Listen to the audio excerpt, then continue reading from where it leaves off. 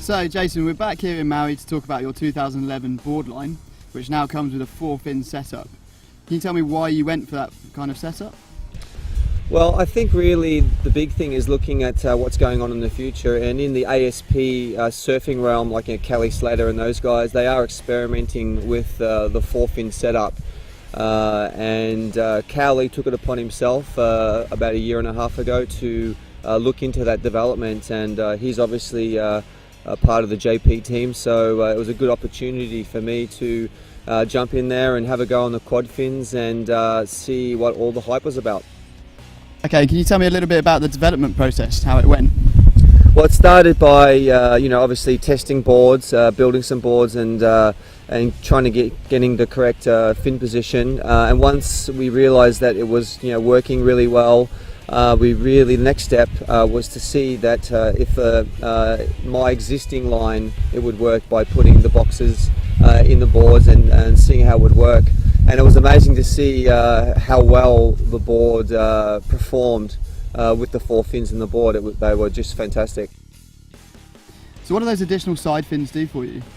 Well, they do quite a lot actually. For one of the biggest things is they just give you a lot more drive through the turns, and because you have more drive, you can carry more speed, and with speed comes confidence, and that's really a big thing. They kind of feel a little like the old single fin days when you rail that bottom turn and you can really push against the fins and get a lot of drive. And then once you're coming off the lip, off the top of the wave, you've got that obviously that extra small fin on the rail. So what that really does is it helps push the rail of the board back around on itself.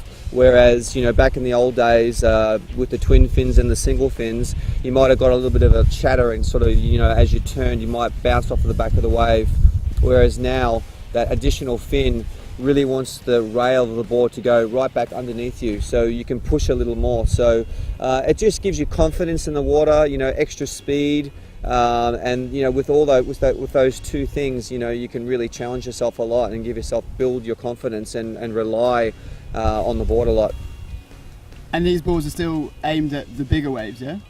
They are built for myself for the bigger waves, but it doesn't mean that they're not good for the smaller waves as well. I mean, I use them all the time here when it's small, and they work great as well. Okay, Polakow Twins at Quad. That's a bit of an unusual name for a board line. Yeah, actually, now that you say it, it does sound a little weird. But in essence, you're sort of getting 2 boards for the price of 1. So it can be a twin fin or a quad fin. I've got it right here actually. So. When you buy the board from the shop, you're getting it as a quad setup, as you see right here. And if you do want to, give it a go in a twin fin, you just got to take the 2 outside fins out, put in a 2 cm bigger, twin fin setup, and there's some plugs there to cap or to plug the outer fins, and you're away out there, going out there on a twin fin. And why would somebody want to use that as a twin fin rather than a quad?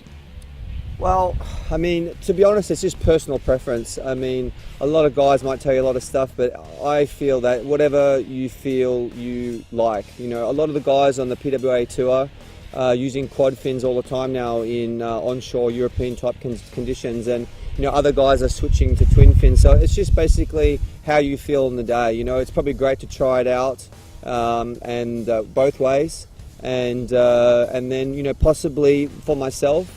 When the conditions are like full-on down the line conditions, I'll run with the quads, and maybe if it's a little more sort of European type conditions, I might throw a twin fin in there just to try it out. But more and more so now, I'm tending just to stick, for my own personal preference, with the quad setup.